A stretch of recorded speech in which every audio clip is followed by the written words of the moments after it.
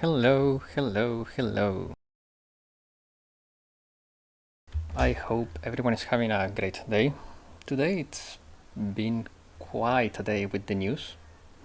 We got the first part of the summer announcements. I was not expecting any of it. And yeah, it was really surprising. They shattered every expectation. So while we talk about the news, I'll be playing another game, which is a game I enjoyed a lot during my childhood. Hello, hello, welcome. Uh, there is hope for 3.5, not announced yet. Yeah, exactly. Yeah, like we were way off, guys. Like, I don't know how many of you. I don't know how many of you shared predictions in the community post that I made, but it was impressive how unpredictable it was. Like, I was like dumbfounded. I was just like stun locked. Like when they announced Kana, I was like, wait, what? That's not Arius. And yeah, like I just couldn't believe it. Like it was just incredible. Like it was super out of the blue. Everything was like super unexpected. We were basically making a big fast predictions. Yeah, that's the thing that my fast predictions, I still believe they are going to hold kind of true. I'm still hoping for it. But even though I know about the schedule, like not that I know what is going to be released, but I know how they usually release stuff. I think I thought like too much into the future. Yeah, yeah, exactly. Summer Valkyrie was rather unexpected. Like I think everyone was expecting Summer Arius because if you watch PV5, the stuff that was in PV5 lined up. Like we had the band event, and now right after the band event, they show Samerarius. So one would logically expect, okay, so they did the band event. If we use the PV5 as a guiding line, Samerarius makes sense. So Summer Valkyr was like, wait, this doesn't make any sense. But here's a theory, guys. Maybe it makes sense. Because if you watch PV5, we see Saori working in the preparation of an event. So you would think that maybe Valkyr, since they are like the security academy, they're like the security staff for that event that Saori is working on the preparations for. So what we're seeing now is like another angle of the same event. So in the second part, I'm expecting that on July 21st, during the next stream, they will announce Summer Arius plus the first character. Probably the first character will be Mika. We will have like the squad as the two banners plus the freebie, and Saori will be the first. That's my theory. But now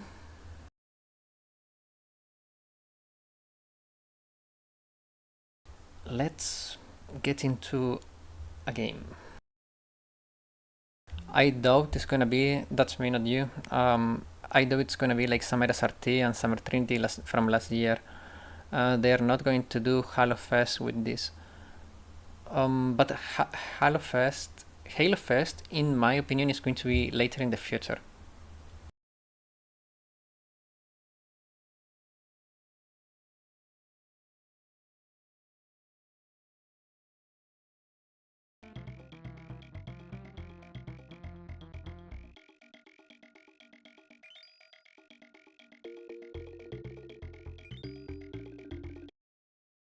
They're not gonna have Halo Fest with this.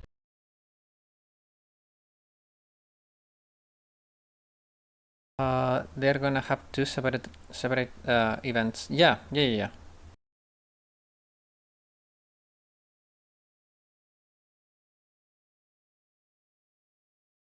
I broke something, give me a sec.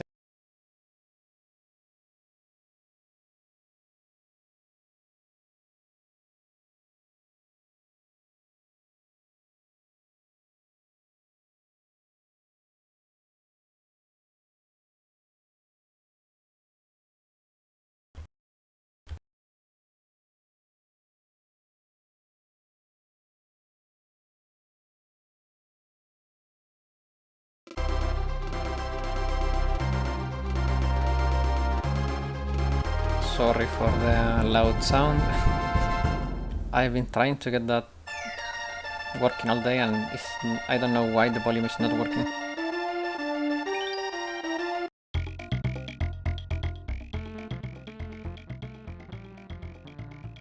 Ah, that's better. It broke again.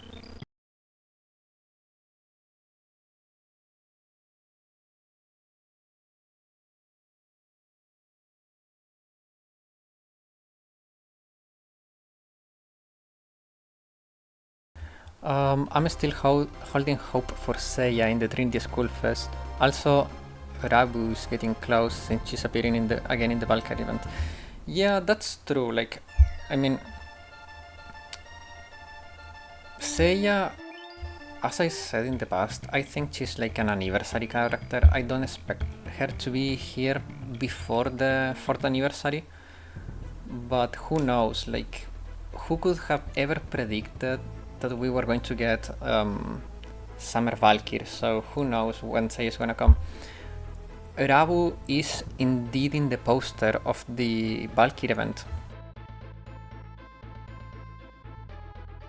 So you could say it's fair to expect her to be here soon. Also, like, Rabu is getting close. She's appearing again. What school should be Rabu if she comes? She's Gehenna, isn't she? I think she's Gehenna.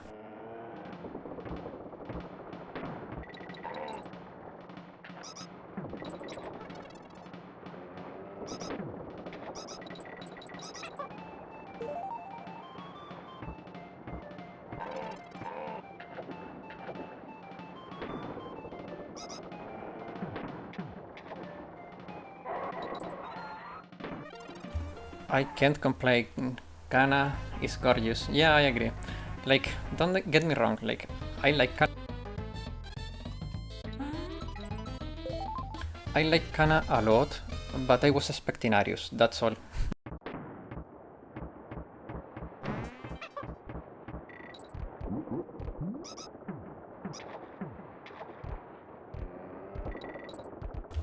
Thought I don't think her school has been confirmed yet, but she should be in the same school as Megu, and Megu is Gehenna, so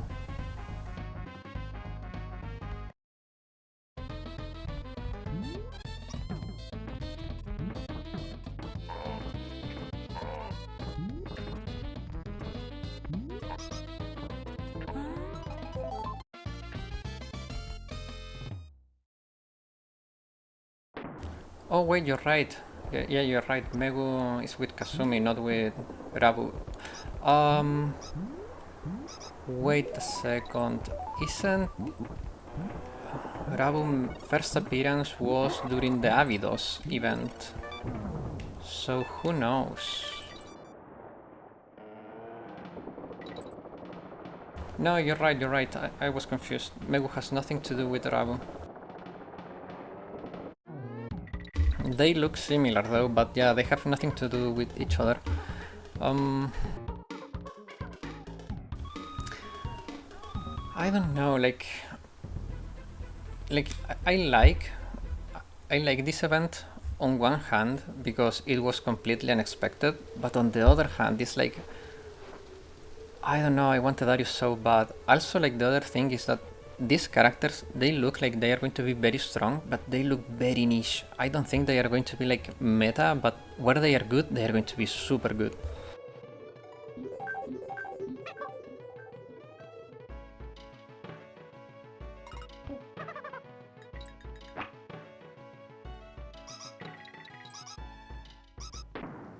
We're totally getting Arius, don't worry about that. Yeah, like, I'm pretty sure they're gonna release Arius.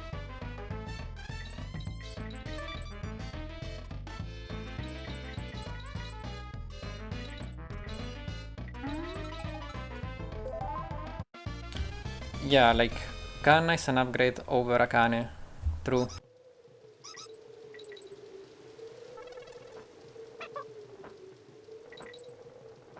The one that got me most curious is Fubuki. Like, her shield penetration mechanic is really unique, but is useless right now.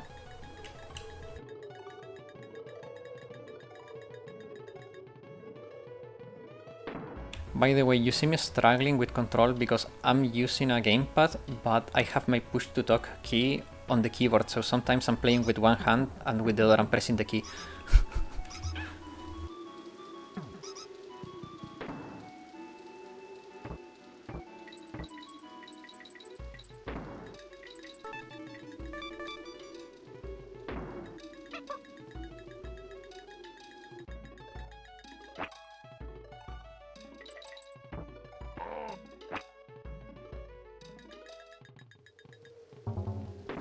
The other thing that I'm curious about is, like, when are we going to start getting more like penetration characters like Fubuki, because that means that we are going to have more like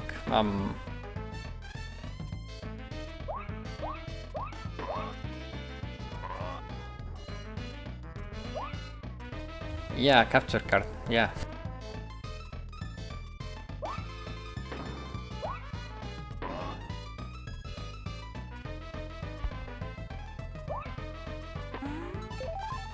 I'm using El Dog capture card, sure. Let's say that exists.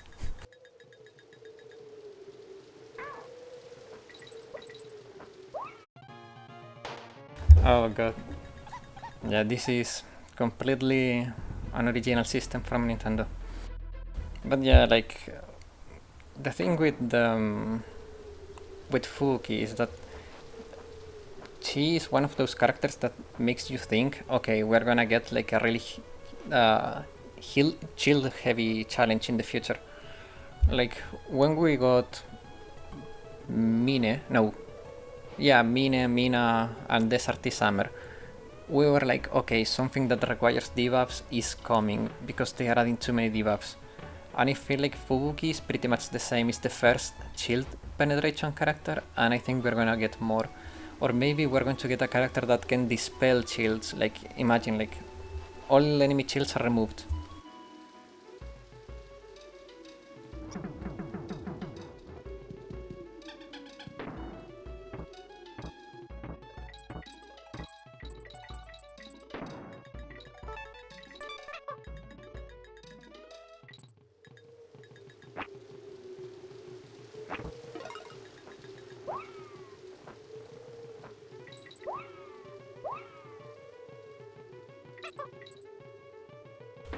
Gebura is gonna be the new raid. Could be. In the story that started with a massive shield, true, that could make sense.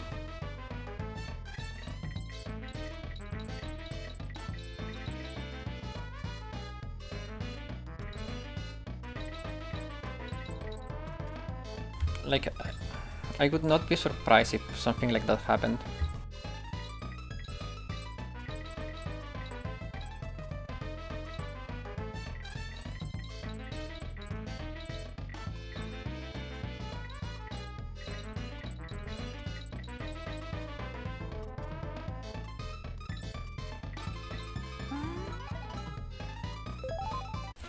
Oh, that was close. But yeah, like, I think we're going to get more shield heavy challenges in the future, like in the near future. Like, I think maybe the next summer batch will have like more shield penetration characters too.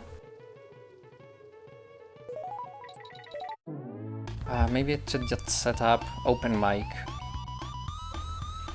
I think that would be easier. But at the same time, I'm afraid that too much noise will leak through, because sometimes ambulances pass like right under my house and they are super loud here. And yeah, like, also family could make noise, like, it would be inconvenient.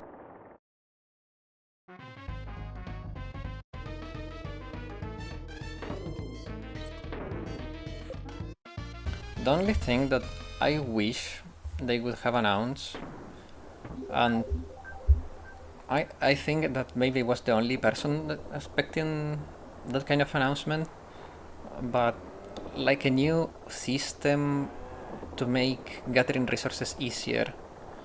Well, if some summer Arius have chill penetration, then we know they are what they are cooking. Yeah, exactly. I think they are cooking something. Like they are just like they always do. They are slow boiling us.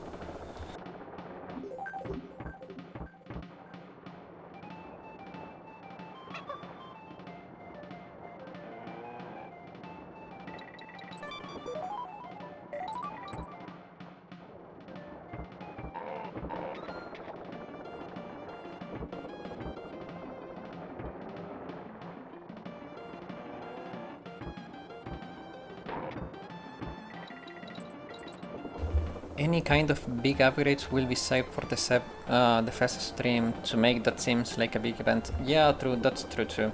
Like I think though they were a little bit too cautious with the announcements. I was expecting like more half and half because I know they're selling tickets and all that stuff for the first event, but I feel like they flopped a little bit with this event.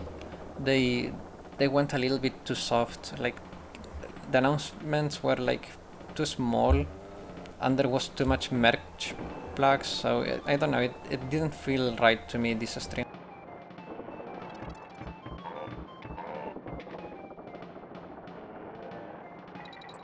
But that may be just me.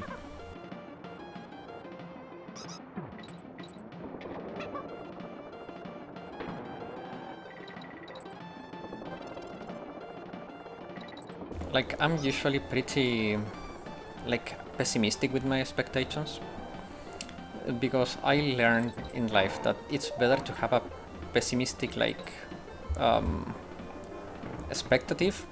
So when the news hit and they are good, you enjoy it more. But if they are not as good, like it's not that big of an issue.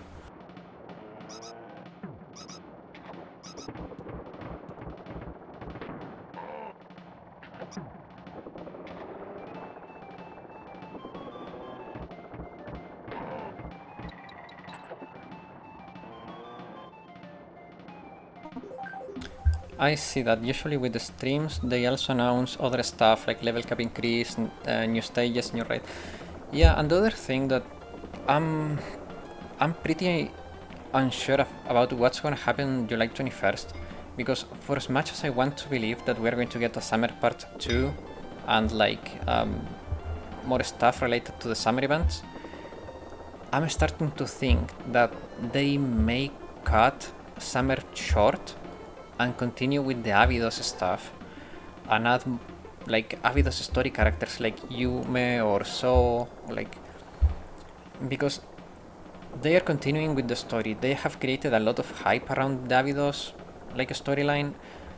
So who knows? Like I was not expecting Valkyr and now like if they just cut Summer short and go forward with the story, like even if it doesn't make any sense from a scheduling point of view, it could happen. Hello, welcome Nono. It's been a long time. I hope you're doing great. There is one artist on Twitter who really likes Arius and he was pretty much heartbroken about this stream.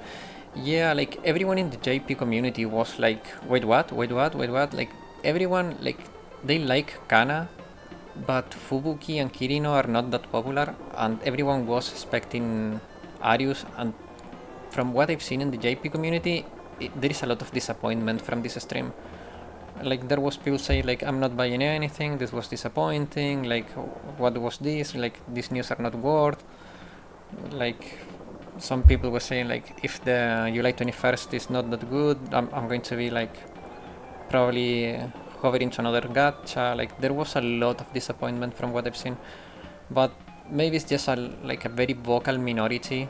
That happens a lot too, like a small group of people that make a lot of noise, but I don't know, like disappointment was big all around.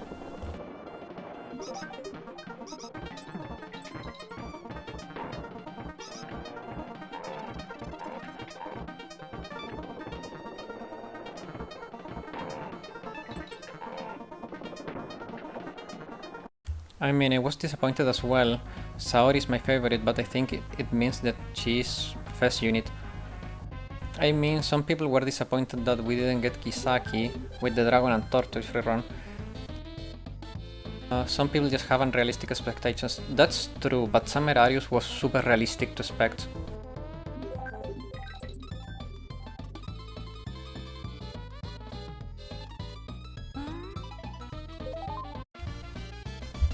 I'm doing good, finally some free time, and yes, I'm super disappointed. Like, it's not that I don't like Valkyr, but it's more like truly really expected Arius and just, yeah, exactly. That's the thing. I like the Valkyr characters. I think Kana is a great character.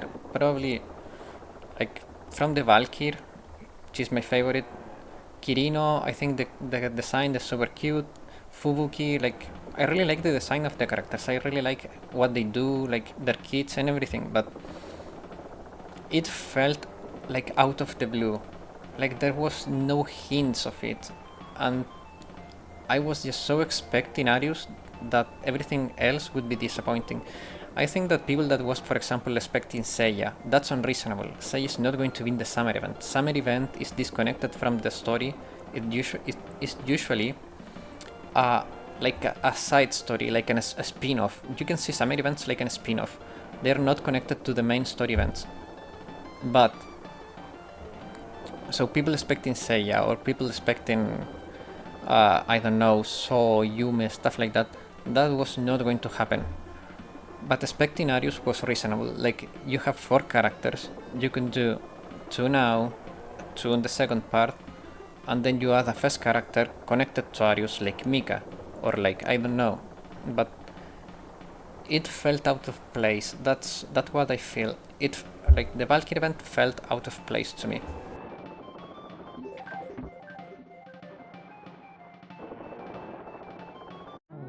Yes, the problem is throwing off surprise alt out of nowhere.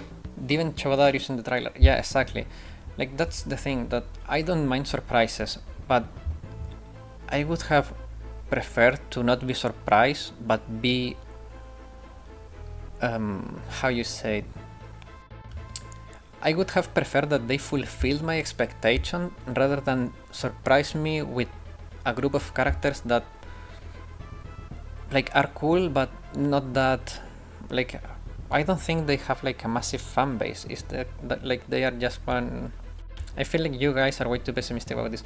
No, like it's true. I think that Arius is gonna happen during part 2, but I think it's fair to say that it was disappointed to not get it now. That's the thing. Like, if the second part is gonna have the first character and everything, which is usually what happens, yeah, it's better to save Arius, which is more hype for the future. I agree. But I don't know, it felt like they went a little bit too soft with the announcements and everything. I would have expected a little bit more. Yeah, like, they created expectations and said no, lul. Yeah, exactly. Like, they just hyped us out, and but isn't better for Arius to be the big fest event with the minigame to go with them? No, yeah, like, that's better. But I feel like they could have announced more, like, okay, like, talk more about Purple Great Assault, like Great Wars. Because they vaguely mention it, but they didn't show anything. Or, like, talk more about quality of life that's coming, or show more, like, beta content, or, like, I don't know, I felt like they said too little for the first stream. Like, in the past, the first part of the summer events, they still hyped it out a little bit. I feel like this time around, they were like keeping too much for themselves. That's what I feel.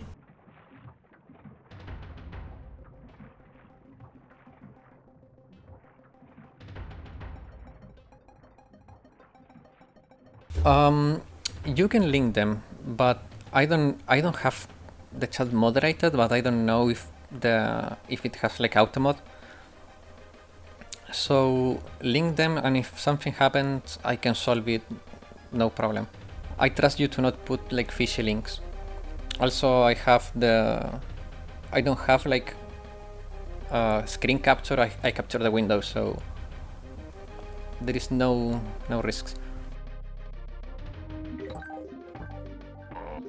I don't have a problem with that I'm patient, but it's not the smartest move on their part. It reminds me first with Dress Hina, it was really unexpected. No, yeah, of course.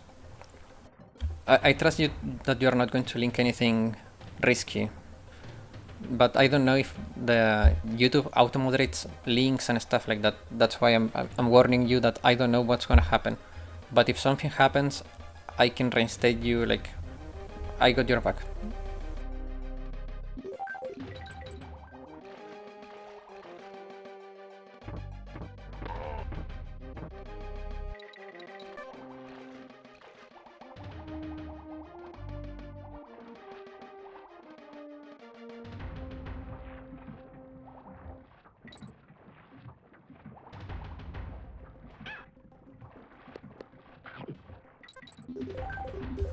This game is Donkey Kong Country 2 from the Super Nintendo. It was a game that I loved during my childhood and even today I love. It's a great game. I think this game is a platforming masterpiece. Like, if I was not pausing and like trying to interact and just played it, I'm pretty good at this game. I'm pretty good, but it's a really good game. Like, if you have a way to play it, like alternative ways, wink wink, you should try it. It's so good. I'm actually surprised you guys didn't know this game because according to my demographics in the YouTube studio, people that watches the streams, yeah, it's Switch Online. Yeah, it is. It's on Switch Online. You can play Donkey Kong Country 1 and 2 in Nintendo Switch Online. So if you have Switch Online, you can play it. But yeah, according to the demographics, people is around my same age, which may be different for the people that watch the stream compared to who watches the videos. But yeah, if you are in your late 20s and early 30s, you should not know this game. It's a platforming masterpiece. It's truly great. I love this game.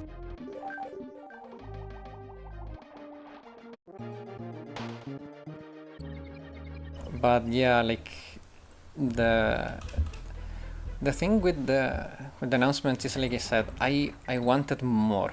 It's not that, like, I don't think they are not going to do Arius. It's hard to play with one hand. I don't think they are not. It's like if they skip Arius, everyone will be disappointed. But I don't think that's gonna happen. But they should have gone a little bit harder with the announcements.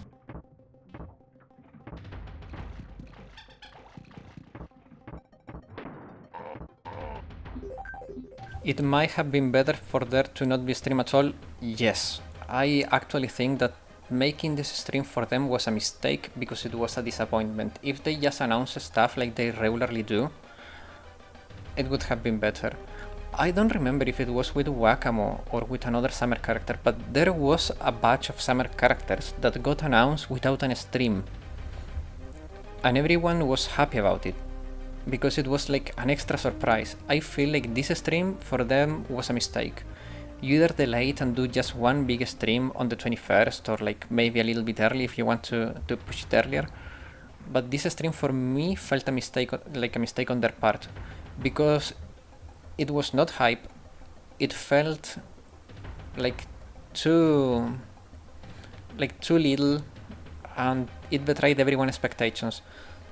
So yeah, I think the stream was not a good idea for them.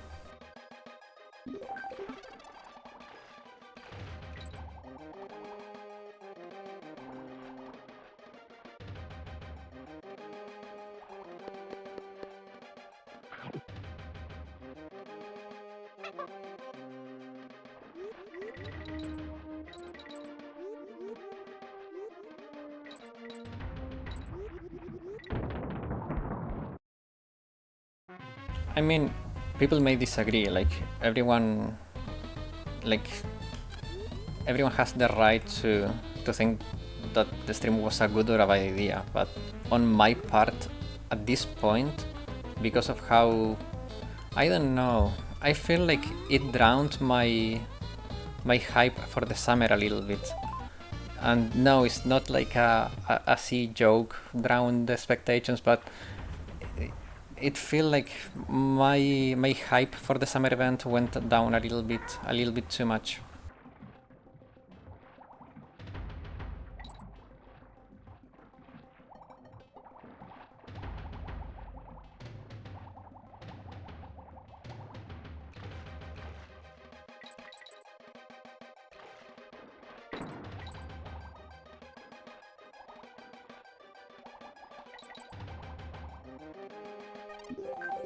I do kind of agree that it was lackluster, but since we already know that another stream is coming, I don't mind. Yeah, like you can see it like that. That's fair. This isn't like Silksong not showing up on Nintendo Direct. Yeah, but I don't know. Like the thing is that I feel like sometimes it's better to, like, if you're going to go like they went with this stream, it's better to not do it. I know like they maybe went like this low with this stream to build hype for the next one, and that would be fair. Like maybe they are trying to build all the hype for the fest, and yeah, that could be a tactic. But at that point, I think it would have been even better to not do the stream, so people is expecting it even more. Like, oh, I want to see that fest stream that is coming in July. Like, but now it's like people is looking more for compensation rather than hype. It's like, okay, you gotta do well this time. I think that's more like the feeling that people has now. Like there is still a month before to the first stream. Yeah, true. But hello, welcome. And yeah, like there is a month to the first stream, but I felt like now people instead of feeling like, oh yeah, the first stream is like they better do good this time, like they are like not very happy about this one, so they are going ready to be angry if they don't get what they want. I don't like that.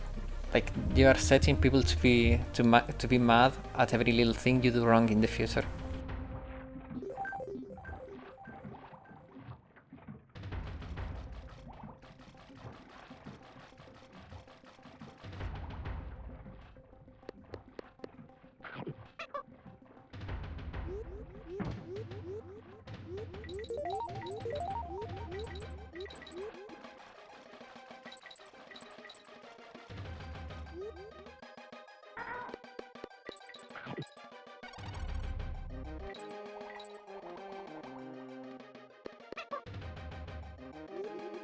But yeah, like in the end, whatever happens in the future, we can just wait. Like we have to wait and see what's gonna happen. Swimsuit Valkyrie students were unexpected though. Yeah, exactly. Like that's what we're talking about. Like no one could have ever expected this event. It was out of the blue. Like let's be honest. If anyone says that they were expecting Valkyrie to happen, they either have like super deep data mines that nobody else has, or they are delusional and they were dreaming of this like since the Valkyrie squad was introduced. Like it was completely out of the blue.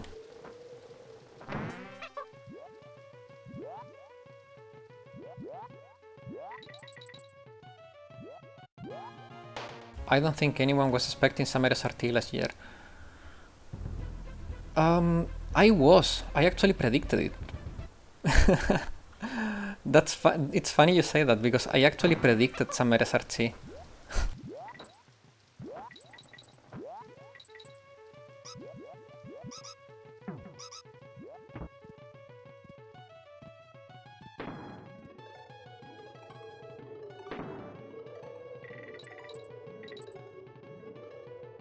Yeah, because Summer SRT in my mind fitted what was happening in the game at that moment. So I predicted Summer SRT to happen. And I remember when it happened, like I was super happy about it.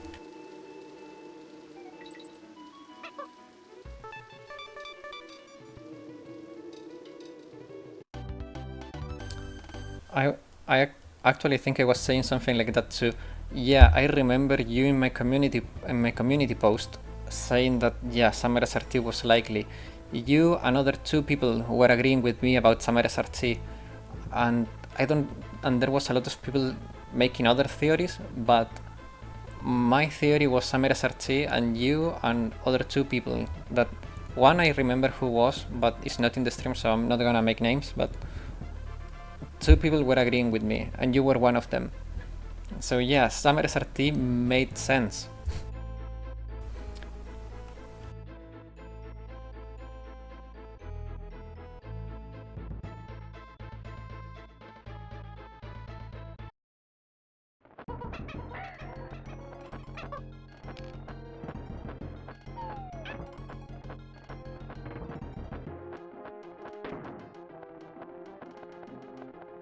Well, that was tragic.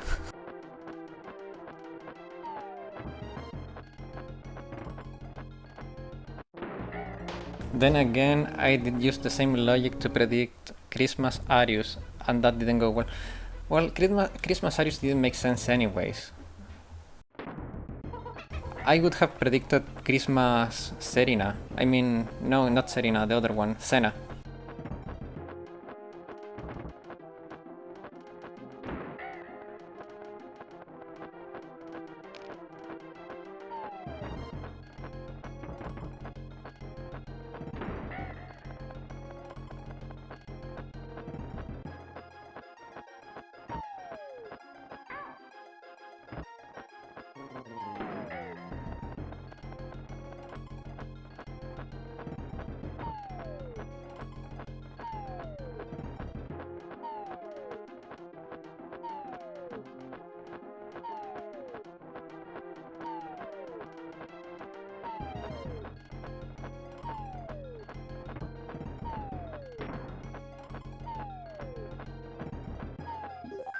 I don't imagine Christmas Arius. Yeah, I don't imagine Arius students in Christmas outfit. Yeah, I would have said like Christmas Mine, Christmas Senna, like because they are of the Remedial Knights and we have already Serena and Hanae, so that would have made sense. But yeah, like for me, the idea with Christmas Ario was that it had been a long time since their bases released, and they could have been some cute story with them, kinda like little match girl. Um, yeah, I can see what you mean, but to me, like now that I think of, I have never thought about my thought process about making like educated guesses and predictions. So this is how it works for me. I take, because for example Summer SRT we didn't have any clues in the PVs, but I take like current events in the game, like what's happening, like okay, the story is going in around this, or we are getting resources for this, or we are getting like this kind of characters or events, and then I say okay, following the line of previous events, what makes sense? So if we're talking about like main story, it's easier because you can say okay, these characters are important in the story, so you can guess these characters are going to be released. When it comes to alts, it's a little bit harder because alts are like spin-offs. They don't make any sense in some ways, but you can guess because of, for example, in this case, the PV. You saw the band from the Sweets Club. You saw the Arius Summer, so you could have made an educated guess, saying, okay, the band released, so we can expect Summer Arius. The issue is that they said no, fuck it, we're gonna keep it for the next stream in July 21st, and yeah, it was a little bit like a punch in the tummy. Maybe Saori is doing some part-time job for a cake shop in Christmas. I don't know, like I don't think Christmas would have made any sense. I would have expected, if anything, to have like a Halloween event with Arius.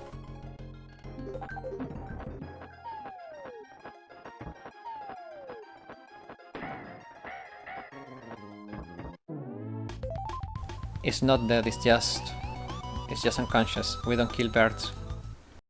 Or maybe we did. Into the lava world.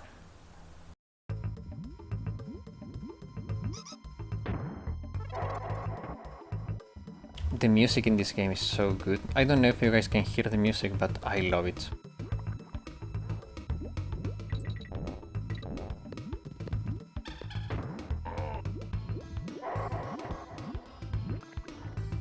Cool, cool, cool.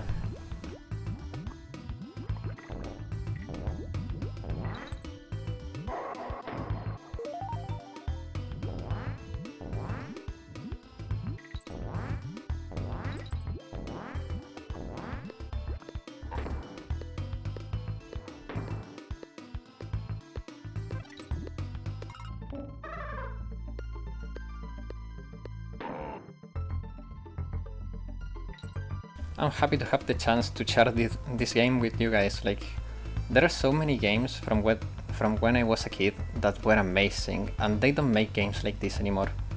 Yuka needs a summer break and a swimsuit. Yuka needs an anxiety pill and some vacations, yeah.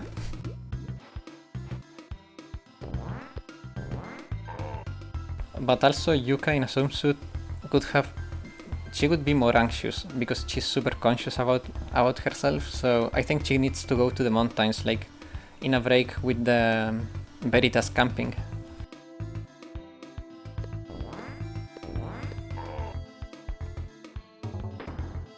I think she would be stressing out all day if she was seen in a swimsuit by Sensei. Well, if PvE is to be trusted, we will get Pajama Party Millennium. True, I hope we get Chihiro. We need Chihiro Noah from them. Think Yuka... that beam blew up. Yeah.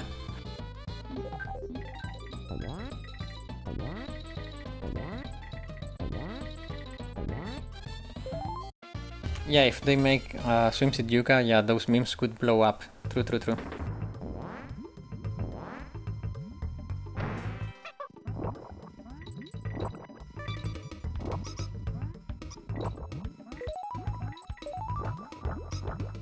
But I don't know, guys, what you think about the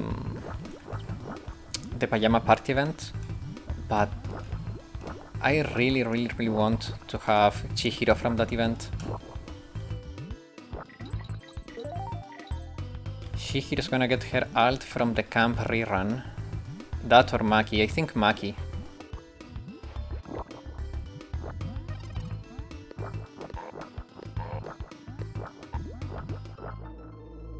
Somehow I think Yuka will never happen.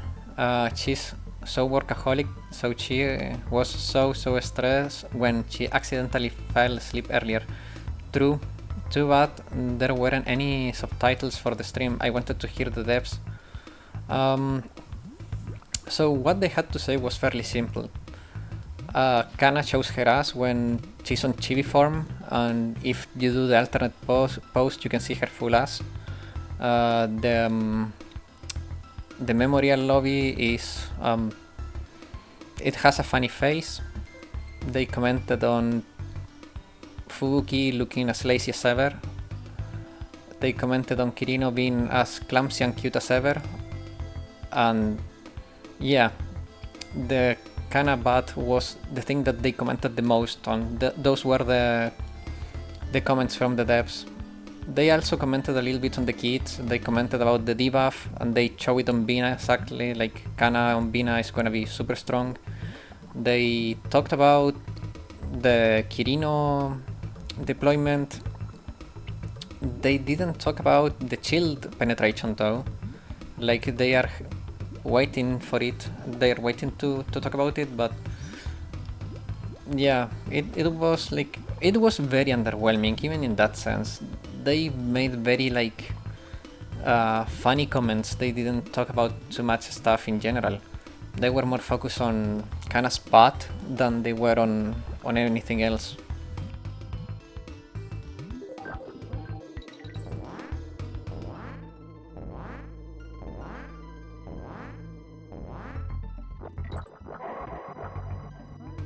But yeah, like I would have liked more interesting commentary in that regard. Like, okay, it's funny to make a bad joke when you see it for the first time, but after the fourth bad joke, it was like, okay, so that's the vibe.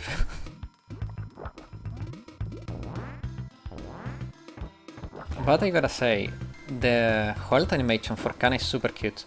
With her coffee cup and stuff, like, I think it's super cute.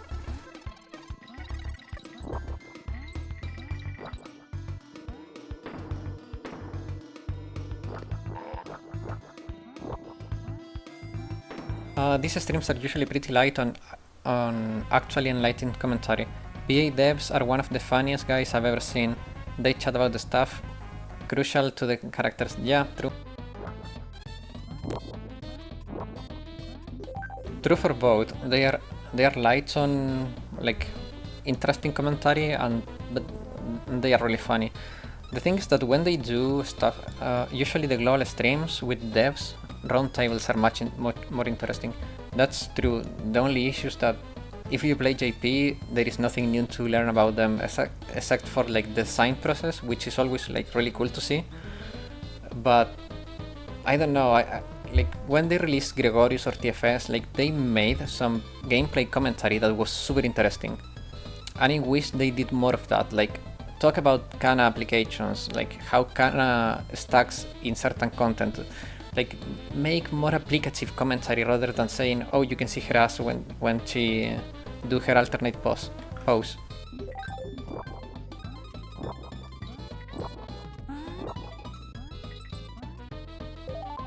That's fair. Yeah, exactly. Like I'm not saying that they cannot joke, but when you joke too much, it becomes old. Like, okay.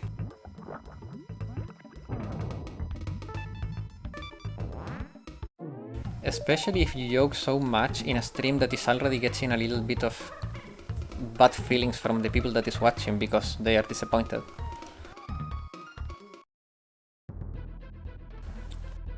Could have talked about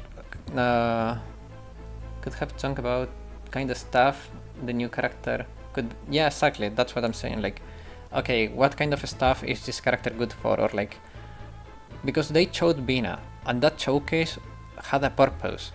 Like Kana's debuff is massive on Bina. Whether it's on color or off color, it's massive. It's 47%. That's huge. But still, it's like they didn't talk about why it's good on Bina. They didn't even mention it. It was like more, oh, we're gonna show Bina, and yeah, Kana's debuff is really strong. And yeah, sure. I used to play Princess Connect before jumping into VA. Too bad they shut it down. They shut down Princess Connect? No, wait. Princess Connect is the one with the red hair girl and the cat girl. That one? I don't know. Wait. The global version. Ah, okay, because the JP version is massive.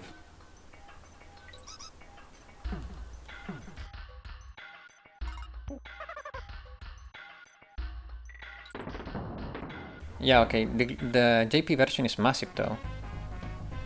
One thing that I'm afraid of, and now that you mention Princess Connect, is that I'm afraid they will start.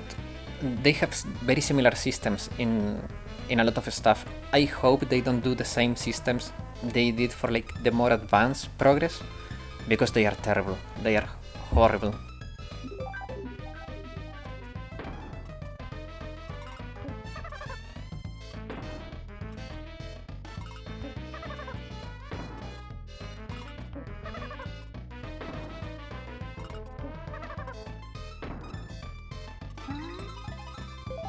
Speaking of Princess Connect, one thing I wish VA took from that is the main story being voiced.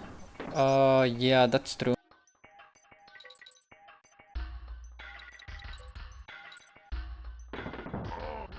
Like, what the hell, the game rakes millions a month? Yeah, true. They have not put too much of the budget into voice acting and stuff like that.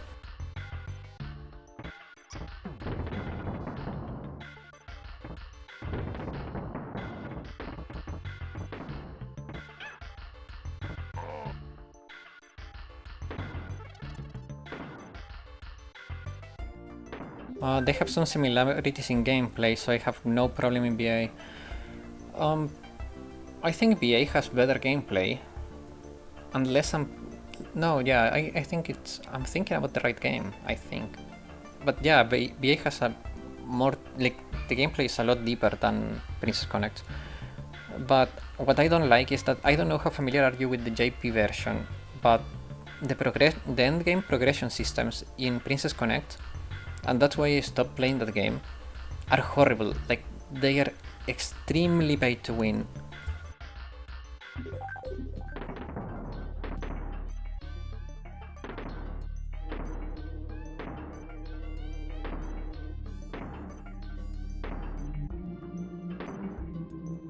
They didn't even voice some of the L2D like ID. Made me a bit sad. Yeah, it's downright tedious. Yeah, exactly. The issue is that, okay, I understand that you don't voice everything in the game because that is expensive as fuck. But at the same time, you're making so much money that it feels cheap when you don't do it, especially when people can knows how much you're making. But the issue is that from what I've seen, both the JP community and the Korean community, they prefer the money being spent on actual development than in like fluff content like voice acting and stuff like that. So I don't know. I get that there's always hype about voice actresses being revealed when a character becomes playable, but if I have to choose between hype and consistent voice acting, I would absolutely choose the latter. The amount of grinding you had to do, yeah, exactly, like the amount of grinding you had to do in Princess Connect was tedious. And yeah, like I prefer things to be consistent, like in quality, than having like some characters like really good voices and some like mediocre. But I don't know, like for now, Blue Archive feels like they have always hit the mark with the voice acting.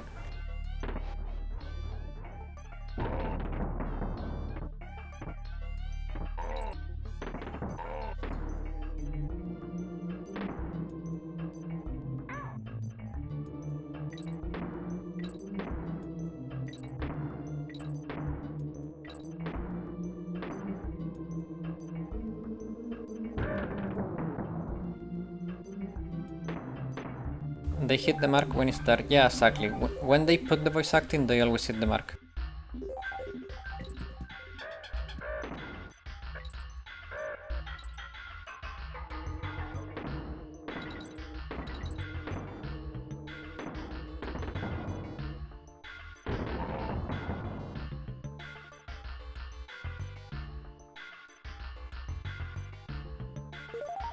I think some characters like Hanako would really benefit from the story being fully voiced. Yeah, that's true.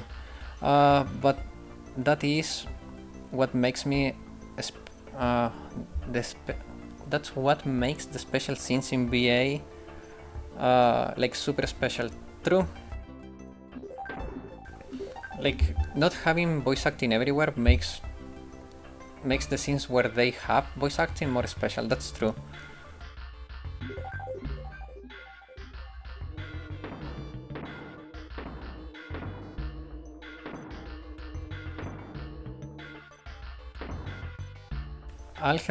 All of her current voiced lines are her being breathy and seductive, so I have a very hard time picturing what she sounds like when she's serious in Volume 3 and Volume F. Yeah, true.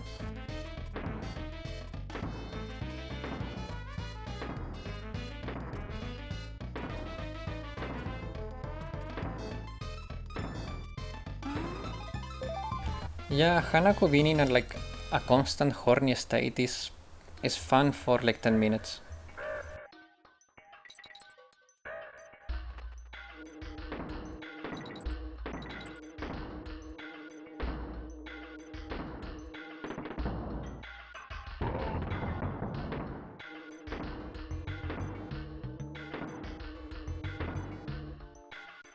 I like reading her lines, made me crap up, I don't think I can handle her voice.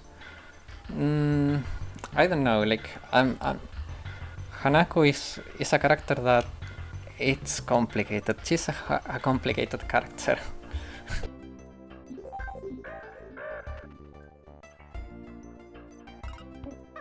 Because Hanako, this is going to sound really stupid, but she's stupidly smart.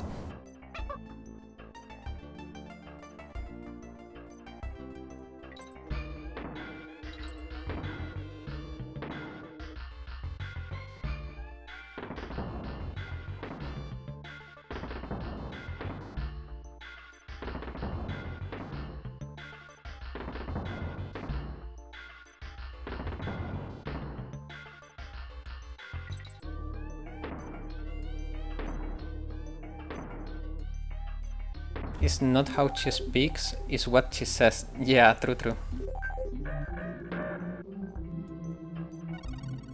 Also, if the voices makes the scenes more special right now, they could just use different methods so the story become fully voiced. Like the full screen CGs or L2Ds. I think I agree with that. Like the full screen CGs or L2Ds, they should be voiced. They should be voiced. I would have loved to hear more of Koharu with her always being teased on, or when she gets deadly serious. Yeah, like it in the end is like a matter of personal preference. I don't like Koharu. Like Koharu is a fun character, but she's a little bit too screechy for me. I don't like her voice too much. It fits her character, but she annoys me after a while. So, but having more Mika voicing or more Saori voicing or more more Hina voicing, that would have been cool. Like in Volume 5, scenes with Shuro and Nagusa. Yeah, exactly. Like Hakiaku's story had many great moments that with voicing would have been amazing.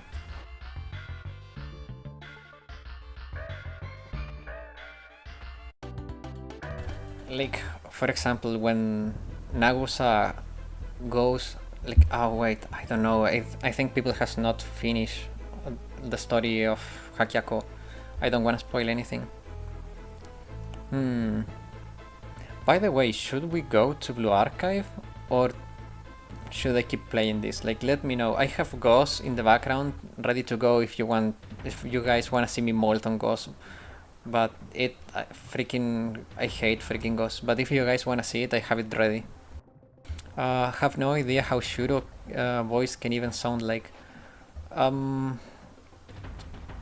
Nah, this is chill. Okay, good. Perfect. I think Shuro needs like a very devious voice. Something like who has something like Mutsuki. I hate Ghost too. Everyone hates Ghost. Perfect. Okay, so there is no need for me to suffer and lose my hair. I have a lot of hair, but I don't want to start losing it to Ghost, so that's perfect. Okay guys, give me a second though. I'm gonna set up the open mic because it's getting annoying for me to go back and forth with the button. So give me 1 second. I will try to set up the open mic.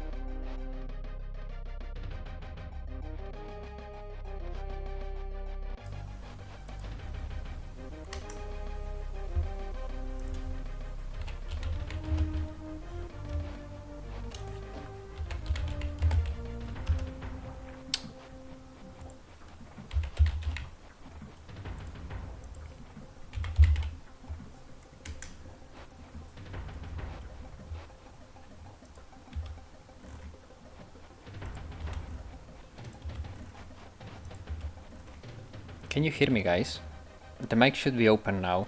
I'm just configuring push to mute, so I can mute myself when it's necessary.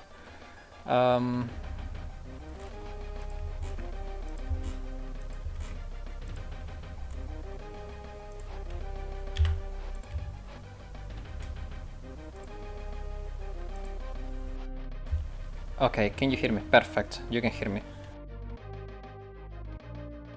Oh, nice. Perfect. Okay, so now I can try to play and talk at the same time. So, we were saying that yeah, everyone hates ghosts. Shuro should sound like Koyuki, Koyuki, Koyuki. Oh no, like Koyuki, she doesn't sound devious. She sounds like dumb.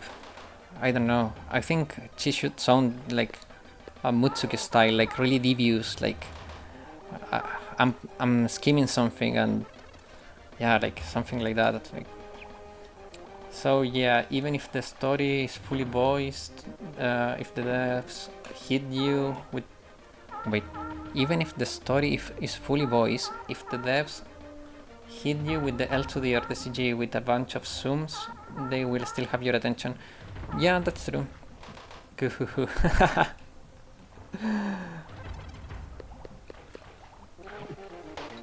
Oh crap, I died. But yeah, like, yeah, I think that Shuro needs to sound like really devious, like villainous, but with a hint of playful, you know. Like, can you imagine that scene in Volume 3 where the Clove was driving with the match being voiced? Yeah, that would have been so funny. Like, freaking Haruna, that would have been so funny. Just have Hifumi screeching like while Akari has Haruna laughing. Yeah, true. Like the food club is so funny. I think that club is great.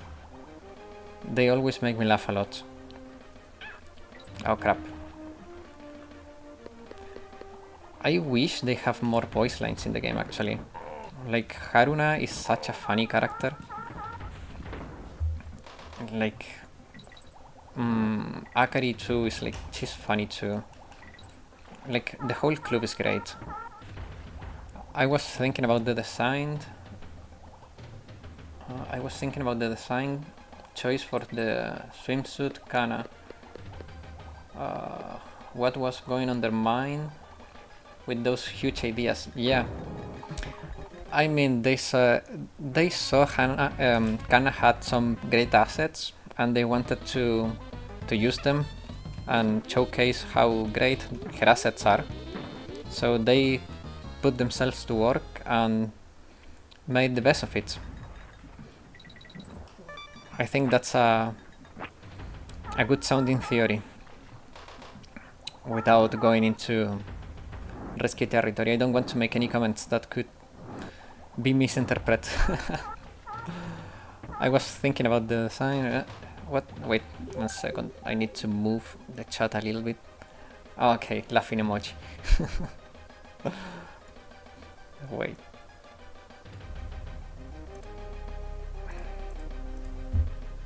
Okay, now I can see the chat properly. The thing is that the chat on OBS has a delay, so I also have the chat on the stream open, like on a separate window. But it's because I have one monitor, it's so hard to have all the little windows fit properly, so sometimes stuff gets a little bit hard to keep track of. But yeah, like, I think design-wise, the Valkyrie event has great design. Like, every character has an alt that fits their personality. I feel like, yeah, like, design-wise, it's a great event. Like, I think there is no one that could argue against that. But I think the issue that people has, and even I have a little bit of this issue, I just was waiting for something else. that's all there is to it. I was waiting for something else. And yeah, like, in the end, for as much as I like the theme of it, which is also like refreshing to have a summer event that is not in the beach. Every summer event has been in the beach. So yeah, like, but I don't know, it was just a little bit out of the blue. The Gourmet Research Club Society are a crazy bunch of foodie that would go to any length. Oh shit, I went too low. Oh, I made it. Trinity Summer wasn't on beach. It was. It was. They had to... Wait. It was on the beach. I mean... The year one, the one. Oh yeah, yeah, yeah. No wait, the one in last year. I don't remember. Either was in a beach or in a beach resort, or like that abandoned house.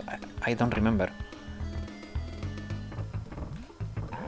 No wait, it was the island. Yeah, but the island is a beach. You have a beach in the island.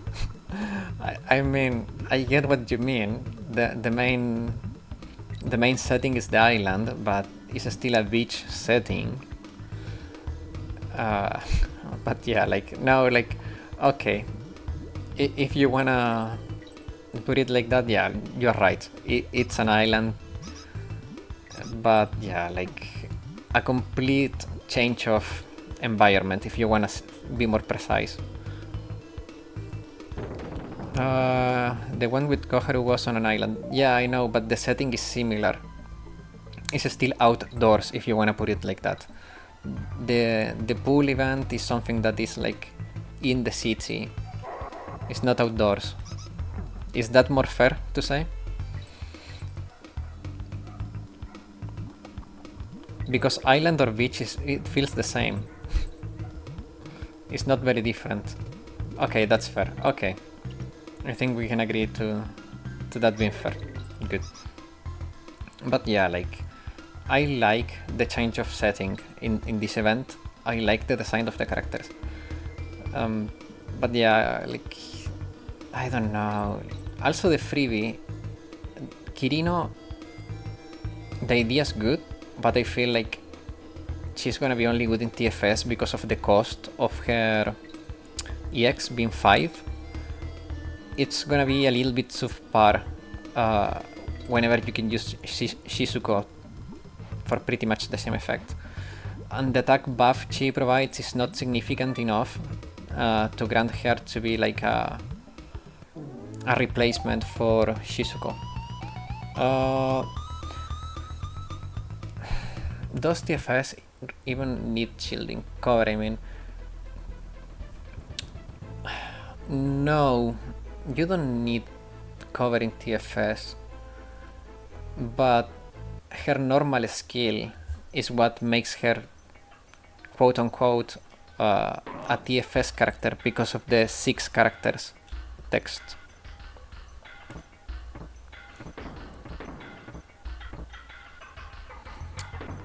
So yeah, it's like not fully done for TFS, but it's not that far. You know what I mean? It's like the text and her cost tell you to use her in TFS, but I don't feel like she's that useful anyways in TFS.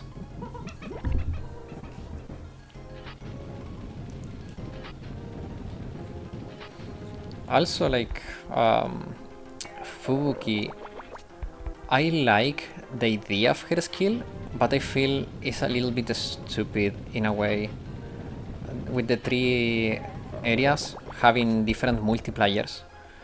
Not because I don't like that they have different multipliers, it's because the scaling of the multipliers is stupid. Like the first multiplier is like 900 and the other 2 are like a lot smaller, like way too small. And who knows, maybe she deals a fuck ton of damage. But the difference between every stage of her multipliers is too high for me. I feel like it could have been a little bit more... like you could have spread that damage a little bit better. That's my opinion on those multipliers. Because I don't remember them perfectly, but I think it was something around along the lines of 900 on the first, and then the other 2 are like 100 and something %. So yeah, the scaling is kinda weird. Like you lose like 90% of the damage from one stage to the next. Yeah, it's 928, 900 and then 195 and then 159 or something like that. I built Swimsuit Isuna, but she has no use in Ghost Raid, at least what I've seen in the guides. No, like she's good in Ghost. I use her. So I haven't made Great War guys lately.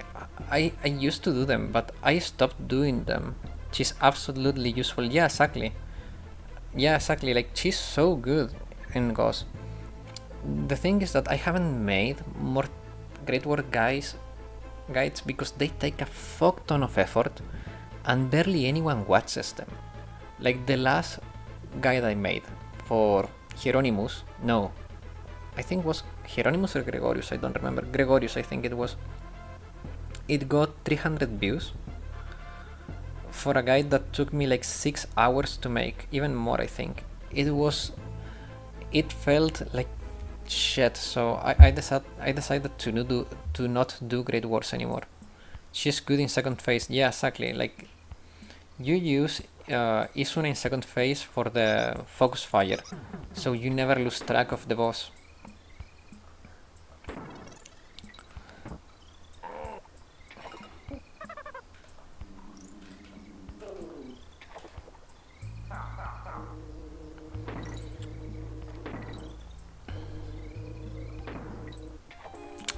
Fuck. I was a little bit too hasty with that. Well, these days it's much easier to spot the real ghost. Yeah, true. I don't know if it's me going crazy, but I think there is like a red light under the real ghost now. The other day I noticed something like that. I was like, is that like, but having all of your auto attacks? Yeah, true. Having your auto attacks going to the right one and not missing any DPS is great. They have made it easy to find the real ghost. Yeah, true. It's gotten a lot easier, but having your characters not shit. Having your characters actually focus the real ghost and not as, like wasting damage is great because ghost is really chunky. So yeah, like the real ghost cards have blue outlines. Oh really? That's interesting. I will pay attention to that. Because the other day I thought I noticed like a red highlight under the boss feet during like the first apparition, but oh crap. Wait, you didn't notice? No, I haven't. I have not paid too much attention to ghosts now. Like I have found so many alternative ways to spot ghosts that I have not paid attention to how you actually spot ghosts. Like I don't have time. I go like, okay, I need to kill this, and I kill it, and then I move on because I don't have time. Like job hunting have been taking all of my time. I have been doing some specialization courses on the side to get like more credentials. It's been really busy lately. Fuck. How did you do the raid then? It was absolutely painful to run. You basically had to use Isuna's skill early to have your characters move to the right one. How did I spot? How do I do the raid? So my way to do the raid is this. I pray to get lucky and find it with a skill, and then I move my characters with a reposition skill to the real one.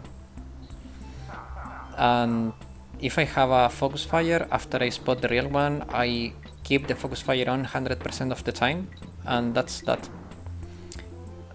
But yeah, like my way to do ghosts is really outdated. My team compositions have evolved in time, but my tactic around ghosts is very outdated. I have not been able to keep up with current developments, if you wanna say it like that, with what's happening in Blue Archive right now. I have been just absolutely... Yeah, I skipped the end. I forgot the end. But it's fine, it's just an extra life. But yeah, like in the end, like Ghost, for example, is one raid I'm very behind on. Shirokuro, Shirokuro has not evolved too much. Dian is there. Do I want that end? Yeah, I do. I'm dying a lot because I'm reading chat, so half of my vision is not in the game. But yeah, like for example, Hieronymus too. Like I know what people is doing, but I just don't have the time to actually practice that. Freaking hell. But yeah, like also Peroro, freaking Peroro. It's pain for me to do Peroro every time. I think I have never enjoyed Peroro. It's one of those raids that is either restart looping hell or like failing for me. Especially because it's so stupidly tanky. And it gets so annoying and insane too, like freaking Peroro.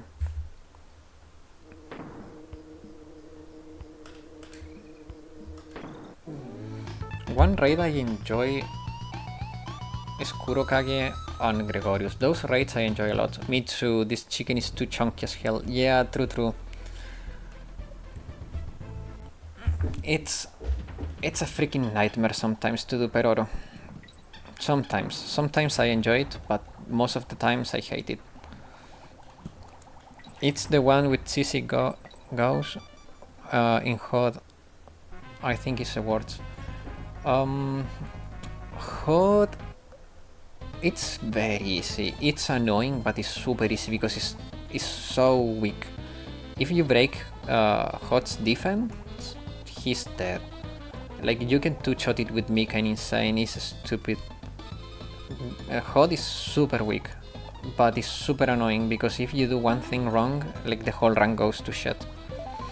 Also, you rely a lot on RNG if you don't have Camp Hare, because you're doing, I mean Camp Kotama, because you're using Kayoko, and Kayoko is like 50-50 chance on failing, and I know that's not the exact chance, but it feels like that. Like half of my runs go to shit because Kayoko is not hitting her panic shot.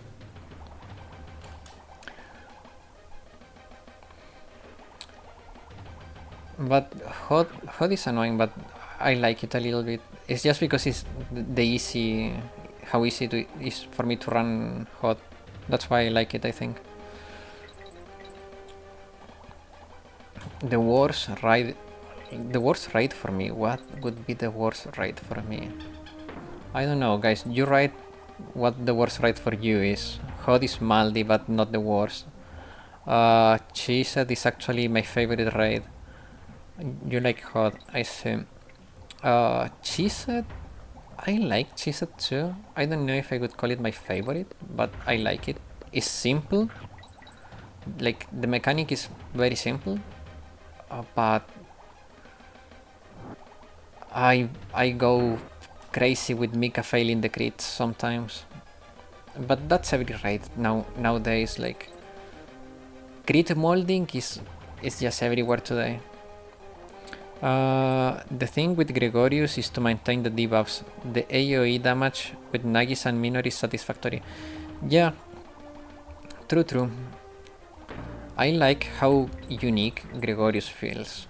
Like all the mechanics and the music and everything. Gregorius for me is like a perfect raid. Thematically, I think Gregorius is the best raid. Thematically. But encounter-wise, I think Gregorius is not for everyone. It's super hard. Like a new player will suffer with Gregorius. It's super unfriendly to new players. I really like how Cheesed feels like a proper event when you having to fight the boss. That's true. Like Cheesed has like a really good vibe in that regard. It feels like you're in like a boss fight scenario. Like you have the like it's like I get what you mean. I just like the theme of Gregorius better. I feel like it's so well done with the chorus and everything. Is just amazing. I feel like thematically Gregorius is unbeaten. Maybe Kurokage can give him a good fight for the theme, but yeah, for me Gregorius is like thematically a masterpiece. But when it comes to the fight itself, I don't know what would be my favorite fight. Bina, I like the music of Bina a lot, but the fight is boring, it's so boring. Kurokage is something that all new raids should be thematically. Yeah, with them actually being introduced in the story, so you know they are big, dangerous, real. Yeah, exactly. Yeah, Gregorius OST is amazing. Is a masterpiece. It's so freaking good. It's so good.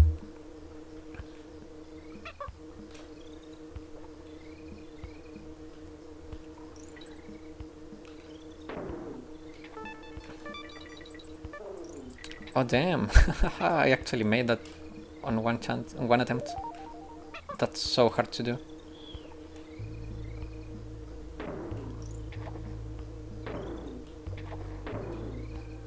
You're learning the tricks before you play the game, guys. If you have Nintendo Switch Online, please give this game a shot. It's so good.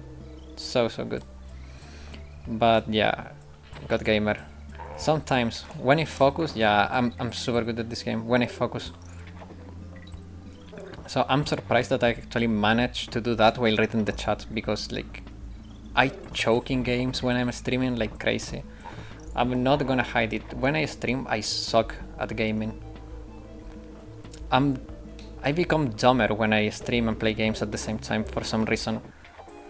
Like that, I never failed that jump, and now I failed it. Like how? I'm gonna cheese this stage. Let's see if I can cheese it.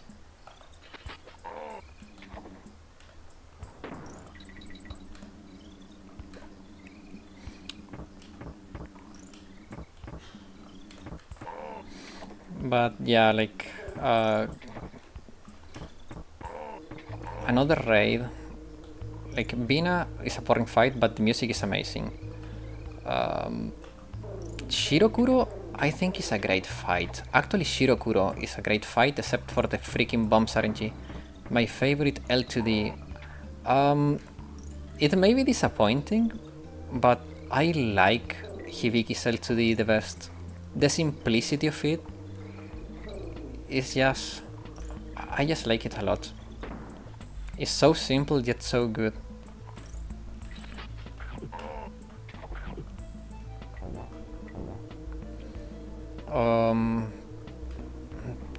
Otherwise, I don't know. Freak. Neru's L2D has similar vibes, yeah, but I like Hibiki's character more. Crap. The issue with Neru is that she's too angry. She's too angry. I like Hibiki, yeah, she's so calm, she's so nice. Wait, I will show you. I like the vibes a lot. Where is... Oh shit. I forgot that the game doesn't pause when I'm... Here she is. Give me a second. And you should see it now.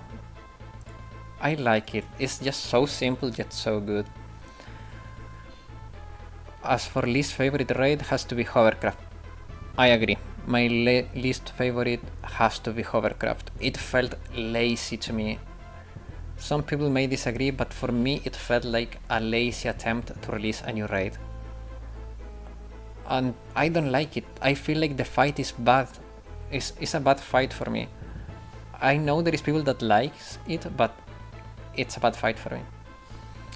Like I've said before, it feels so stupid fighting Wakamo as a raid boss when I have already recruited her as a character. True, also thematically makes no sense. As an event, okay, but as a raid boss, it feels stupid. It's a recycled fight from an event. Also, in second phase, she can actually off-screen. Yeah, she can die off-screen, that's true.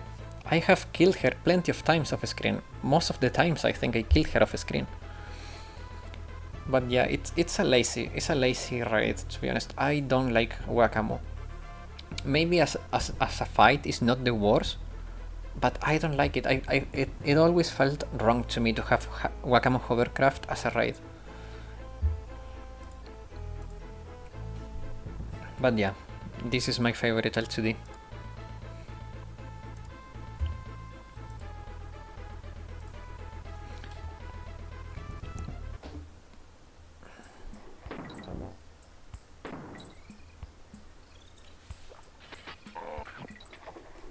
Also the music in that L2D is really good.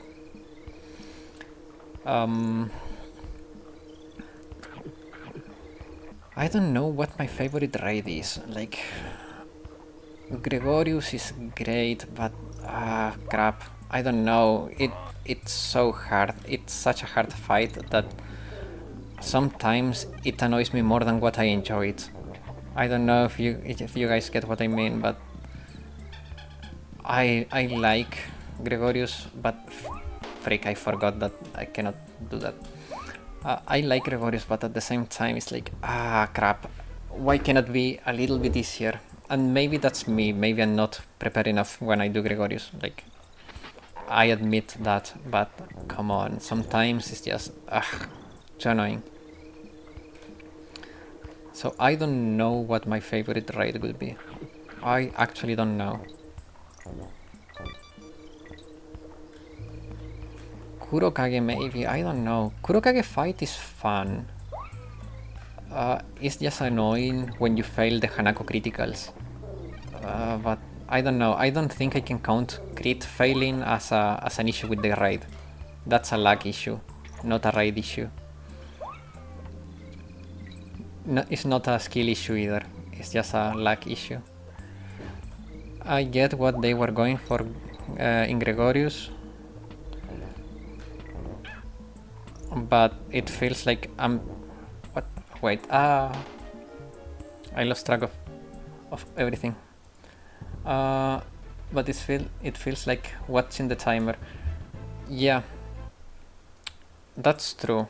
It's so time sensitive that, yeah, you spend more time looking at the timer than at the raid. That's true. Once I even tried like setting up a different, like a bunch of timers that could go off when I had to do something. It didn't work. It ended up distracting me more than helping me. But yeah, like, Gregorius is a very complicated fight because of how it works and how much you need to pay attention to stuff. But it's an amazing fight at the same time, I cannot complain. Freak. This freaking controller is not the best either.